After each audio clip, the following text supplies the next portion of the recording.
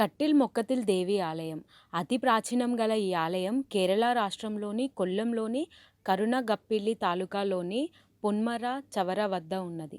ఈ అమ్మవారు చాలా మహిమగలది. ఈ ఆలయానికి కూడా చాలా ప్రత్యేకత ఉంది. ఈ ఆలయంలో అమ్మవారు భద్రకాళి రూపంలో పూజలు అందుకుంటారు.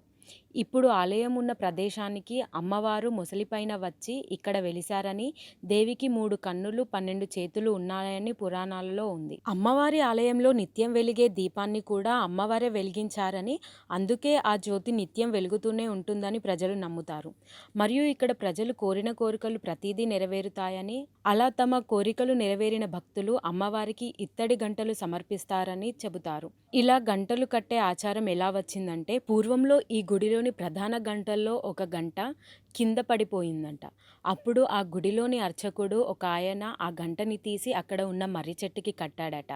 అప్పటి నుండి ఆ అర్చకుడికి అంత శుభమే జరిగిందట. తను అనుకున్న ప్రతిదీ నెరవేరిందంట. అలా ఆ నమ్మకం కొనసాగుతూనే వస్తుంది. అందుకే కోరిక కోరుకొని కానీ, లేక కోరిన కోరిక నెరవేరినాక కానీ అక్కడి మర్రి చెట్టుకి భక్తులు ఇత్తడి గంటలు సమర్పించుకుంటారు. ఈ మర్రి చెట్టుని ట్రీ ఆఫ్ బెల్స్ అని కూడా పిలుస్తారు. ఇక్కడ నెలకి 4 లక్షలకి పైగా భక్తులు గంటలని సమర్పిస్తారట. ఈ గంటలు గాలి వచ్చినప్పుడు ఒకే దారిలో వీస్తాయట. ఆ శబ్దం వినసొంపుగా ఉంటుంది. దీనితో భక్తులు ఎంత నమ్మకం కలిగి ఉంటారో తెలుస్తుంది. దీనితో పాటు ఇక్కడి అమ్మవారు మహిమలని చెప్పాలంటే ఒక సందర్భం ఉంది. 2004లో సునామీ సంభవించి కేరళ అంతా చిన్నభిన్నమైంది. అన్నీ నీట మునిగాయి, కానీ ఈ అమ్మవారి దేవాలయం మాత్రం ఏమాత్రం నీటిలో మునగలేదు. అమ్మవారి మహిమలకి ఇదే నిదర్శనంగా చెప్పుకోవచ్చు. సునామీని కూడా తిప్పికొట్టే మహిమగల అమ్మవారిగా కూడా ప్రసిద్ధిగాంచింది.